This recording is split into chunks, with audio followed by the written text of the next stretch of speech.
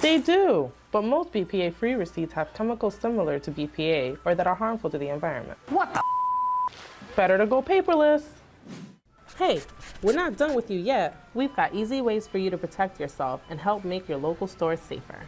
Go to bpa-free.me. What are you waiting for? Come visit us now.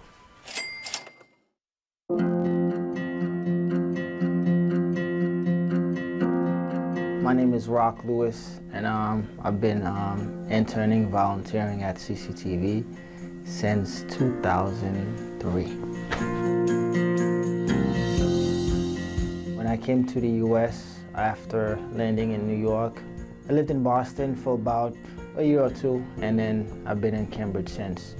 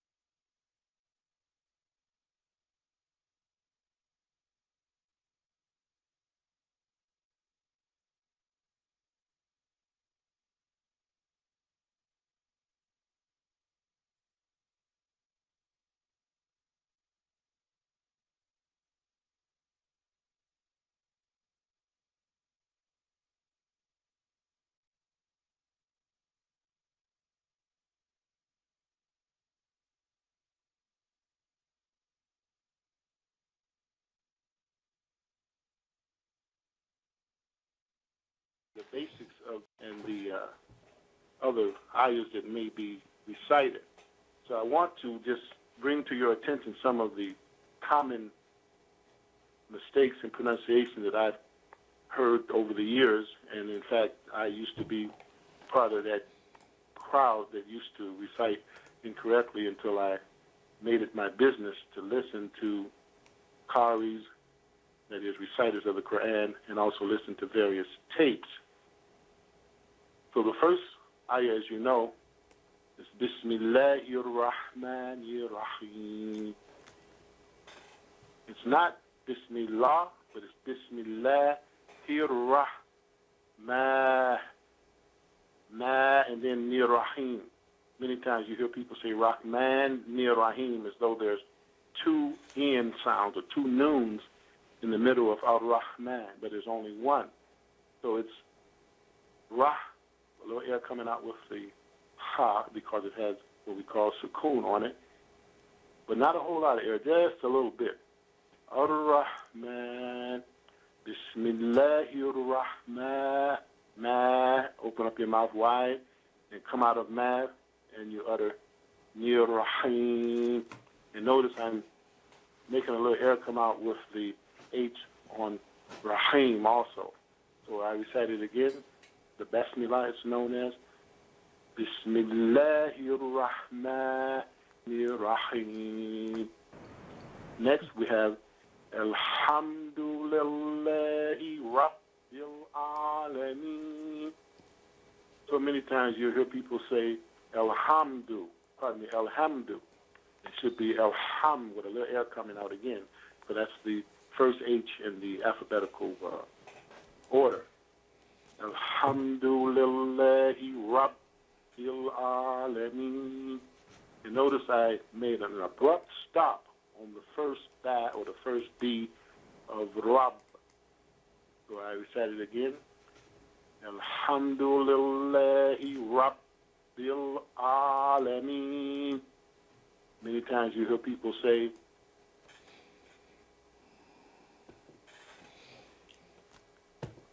Assalamu alaikum, I'm Hasson Rashid, and this is History, Community Life, Diversity, Muslim Americans in New England. It's excellent being here with you, and it's such a great achievement to come into your lives like we do here daily at CCTV. And with that, I extend the universal international cordial of peace out to you in the Arabic language, and that is ISLAMIC. Okay, I guess you're wondering what was going on at the opening of the broadcast here. Well, that was the normal. That's well, every week I started with the Fatiha, the first surah, chapter of the Islamic holy book, the Holy Quran. That's the Surah Fatiha, and that is the Muslims' prayer for guidance. Fatiha means first, opening. Okay, so that's what we always open with. And we had a little instruction behind that first video footage, and there was some instructions on Surah Fatiha. Okay, so time permits, we'll get back into that video about the opening of the broadcast and the opening of the Muslims' prayer book, Fatiha, Muslim prayer for guidance. Okay, I'm Hasson Rashid once again, and this is the History of Human Life, Diversity, Muslim Americans in New England. I'd like to bring your attention to the fact that today is the last day that you can register to vote. If you intend on voting for your favorite candidates, and if you're not registered, you better get on over to 51 Inman Street right now and register. They'll be open until about 8 o'clock tonight, so you got plenty of time to get there. That's 51 Inman Street to register to vote in the upcoming elections. And I did promise you last week that we would continue our bios and campaign statements of brief bios and campaign statements of the 16 minority, black and minority candidates that are running in this year's local elections, city council and city hall. Well, today we won't do that, but we will continue next week. This program is the History of Human Life, Diversity, of Muslim Americans in New England. Next week is Human Service News and Information. I'd like to remind you that the crescent moon is out tonight. That's a crescent moon, and it'll be out until I guess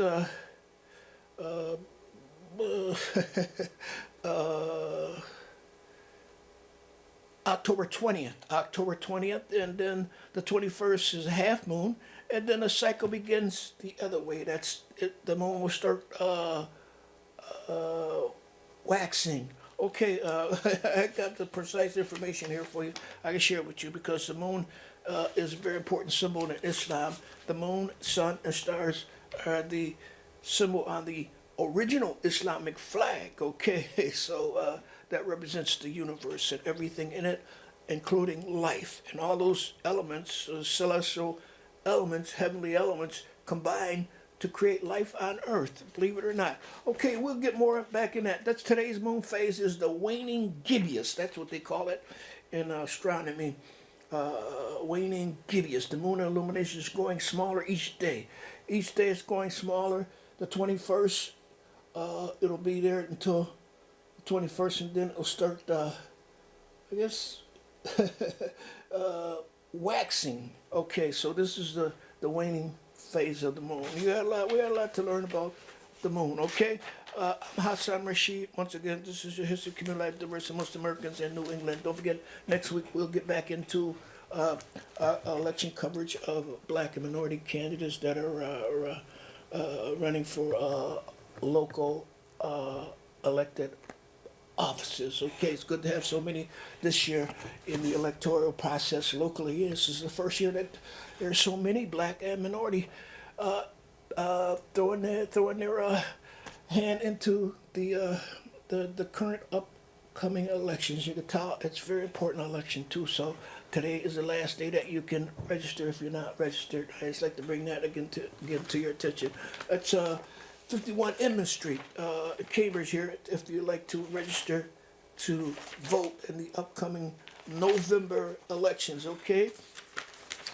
First thing I'm in mind today is that the Council on American Islamic Relations calls for resignation of main sports official over anti-Muslim Facebook posts. The Council on American Islamic Relations, the nation's largest Muslim civil rights and advocacy organization, today called for the resignation of Hal Pearce, chairman of the Combat Sports Authority of Maine, over a series of anti-Muslim Facebook posts made to his personal page. The Islamophobic posts include the word infidel, superimposed over an American flag, an image of bacon with the text pork facts number 76. People who eat bacon are less likely to blow themselves up. Another post of fearmongers about the Islamic domination of the West, conspiracy theory beginning with the Muslim pretending to be refugees and ending with the slaughter of all those who do not submit to Islam. Yet another post claimed a Muslim in Congress will destroy us from within. Okay, so the CARE, America's largest civil rights and advocacy organization, its mission is to enhance understanding of Islam, protect civil rights, promote justice, and empower Americans. So once again, they're taking, calling for the resignation of main sports official over anti-Muslim Facebook posts. So if you like additional information on this, you can get in touch with Ibrahim Hooper at 202-744-7726, and he is the CARE, that's the Council of American Islamic Relations National Communication Director. Once again, that's Ibrahim Hooper, 202-744-7726. I can only cover things briefly, but he can go into full details of what this was all about. And I know you're concerned about all these different types of events that surround, that relate to Islam. It's Islamophobic issues, okay? Islamophobic issues, okay? Starting today, the Islamic ISF, Islamic film, that's the Islamic, Islamic film, I'll get that right in a minute, hold on. Okay, the ISF, okay, that's what they go by, the ISF. Film grants recipients document the feeling of being watched. Will have its national broadcast, PBS. So these folks, this Islamic film people, are producing a documentary, and it's being released on PBS. I think it was released yesterday, but you can still check it out. The winners of the 2016 ISF National Documentary Film Grant recently was shortlisted for the International Documentary Association Award, the world's most prestigious event for documentary films, for her film. A Feeling of Being Watched. PBS POV will broadcast A Feeling of Being Watched starting today. That was yesterday. But check your local listings for the premiere in your area. You will also be able to stream the film for free via PBS for 30 days. Since the premiere at the Tribeca Film Festival, the film continues to screen at festivals across North America and took home the Audience Award for Best Documentary at Black Star, Camden, and Globe Docs in Boston, as well as an award for being Best Editing and Best Documentary at Woodstock Film Festival, at Double Exposure Film Festival in D.C. The crew staged another guerrilla art intervention in partnership with Robin Bell at the Hoover Building, FBI headquarters. Okay, the feeling of being watched screened in their hometown of Chicago at the Chicago International Film Festival, followed by a community screening at the Bridgeport Arts Center, sponsored by Pillars Hill, Mike Arthur's Foundation, the Chicago Media Project. Following a screening, the crew held a town hall discussion focused on healing and collecting trauma. So that's the the Islamic. Gosh, come on, guys. Okay, well, right now that's good. We'll just go for Islamic, film. National Documentary Film. So if you like additional information on this, the screenings, and to find out if this, you can pick up on this documentary in your area, you can go to the website of PBS. That's www.pbs.org/POV/schedule. Once again, that's www.pbs.org/POV/schedule. You'll also be able to stream the film for free via PBS for 30 days. That's an Islamic, Islamic, I can't, that word's the second word in that, phrase skips my mind, but it's Islamic Film Festival, and they can be reached at, okay, let's see, where's their contact information? That's isf.org. Okay. Here marks National Bullying Prevention Month, release of anti-bullying guide for Muslim families. Okay, it is National Bullying Prevention Month, but the Council on American Islamic Relations released a guide on anti-bullying guide for Muslim families. The civil rights organization offers know your rights material for Muslim students in Arabic, Bengali, Bosnian, Farsi, Somali, and Urdu. What to do if you are bullied at school? 1. Document the incident. Include the names, date, time, description, and witnesses present. 2. Immediately report the incident to school administrators. 3. Inform your parents, guardians. 4. Work with your parents, guardians to submit a formal complaint to your school guidance counselor or principal. And number 5, a report to the Council of American IslamicRelations.com report. Okay, so that's what you should do, or your child should do, if they are bullied at school. And this is all in cooperation with, National Bullying Month. Okay, on National Bullying Month. Okay, we touched on that. I'd like to, once again, I'd like to remind you that the Nation of Islam just celebrated their Holy Day of Atonement, their annual, I guess it's the 24th anniversary of the Muslim Nation of Islam's Holy Day of Atonement gathering. And they gathered in Chicago on October 13th. I heard it was a huge success. That's a big, 24 years ago, they had the big Million Man March down in Washington, D.C. And this was just every year they have a sort of a reunion, and it's entitled the Holy Day of Atonement, and they just had that, and that is the Nation of Islam event by the Nation of Islam. You know, I got another video I want to run for you. It's about, a lot of people they don't know too much about Muslim marriages, and right now, time permits, we're gonna just try to give you some brief insight into what the that's all about, the Islamic matrimonies, okay? Islamic matrimony. All right, okay, hold on. Here we go.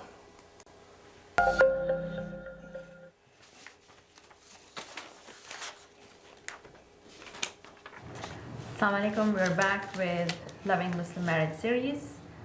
I'm Sabah. I'm Zeba. And the topic we want to cover today is Question. is it bad or wrong or haram in Islam to talk about sex? No. I'm going to base this on this, that Allah mentions sex in the Quran many times. There's even explicit verses where Allah talks about how man was created from a fluid that was ejected between the backbone and the ribs. So sex is referenced in the Quran many times. But for some reason, our broader conversation about sex is limited to the evils of zina, the evils of adultery, and they are. But we're not getting the other side of the conversation, because perhaps if more people had a way to find fulfillment in their marriages, we would have less adultery, which is, it's kind of weird that it's one-sided. And there seems to be also this idea that good Muslims don't ever learn about sex for some reason. Yes. Well, as you said, in Quran there are several references, and people who know Arabic or can understand Arabic, subhanAllah, they are very explicit terms. The term that Allah subhanahu wa ta'ala used for sex is actually, like in Arabic, dakhala, which means to enter. And there are verses about in Surah Baqarah that reach out to your wife, and in this one particular verse in Surah Baqarah, there are two different terms are used for intimacy. In the first term, it's in reference to fondling, or sort of foreplaying, or even to some extent dirty talking, if you like, and then proceeding it with the intercourse itself. So this whole idea that that's whole about hush hush, or it's a taboo issue to talk about, or it's against the essence of Islam, or it's against shyness in Islam, it's all cultural. The one that we talked about, it's coming either from the Eastern culture, that it's bad, it's not encouraged, because it's a part of haya to not discuss these things. Whereas we see that Allah subhanahu wa ta'ala himself is talking about so openly. In Quran, there are a number of texts from the hadith, the Prophet ﷺ, where he taught how to be intimate with your wife, and in very detailed way. So it's amazing, because I was just talking to a group of young girls, and when I mentioned this, that the Prophet ﷺ, for instance, discouraged his companions to perform what do you call early withdrawal, so like a mean of birth control. Okay, we'll get back to the very intimate and intricate things on Muslim marriage sometime in the near future. Okay, I promise you that. But right now, time won't permit us to go through that whole video. But right now, I'd like to remind you, getting back to the crescent moon of the month of Safar. This time in Islam, according to the Islamic calendar, it is the month of Safar, 1441 AH. And today is October 16th. And I just want to focus on the crescent moons, or we just talked about some of the crescent moons for the month of Safar, okay? But at the opening of the broadcast. But on October 27th, the Muslim community recognized it's the date, the death anniversary of the Prophet Muhammad, sallallahu alaihi wasallam, may his soul rest in peace. Muhammad al-Mustafa, may his soul rest in peace. So October 27th, the month of Safar, is the Muslims celebrate, they recognize, observe the death anniversary of the Prophet Muhammad al-Mustafa. And I just wanted to bring that to your attention before we go off the air. And a few other things. I was turning to CCTV, okay.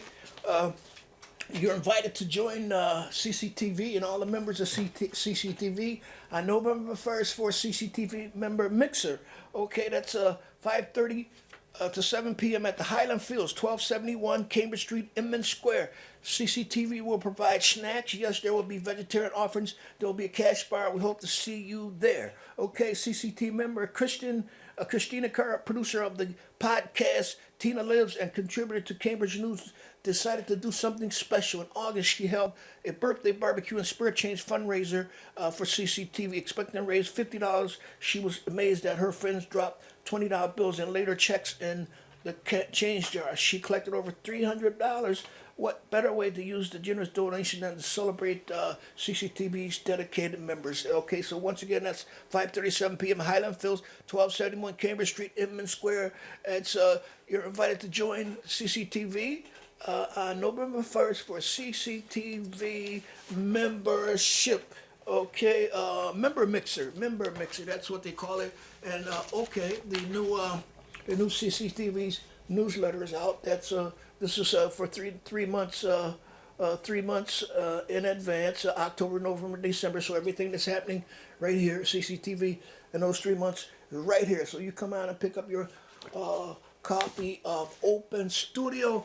Okay, we're gonna get back to these sisters and for a few seconds and listen to them talk about different things in the Muslim marriage issues.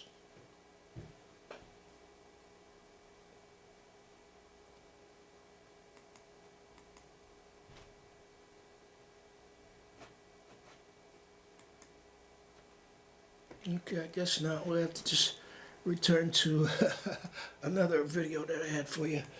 Okay. Rabbil Alameen. Oh, here we go. And it should not be Alameen. If you said Alameen, it would be like what we call a diphthong. That is the fatha and the kasra sound being slurred together. Alameen is incorrect. It would be Alameen. It's a guttural letter. The ayn is a guttural letter coming from the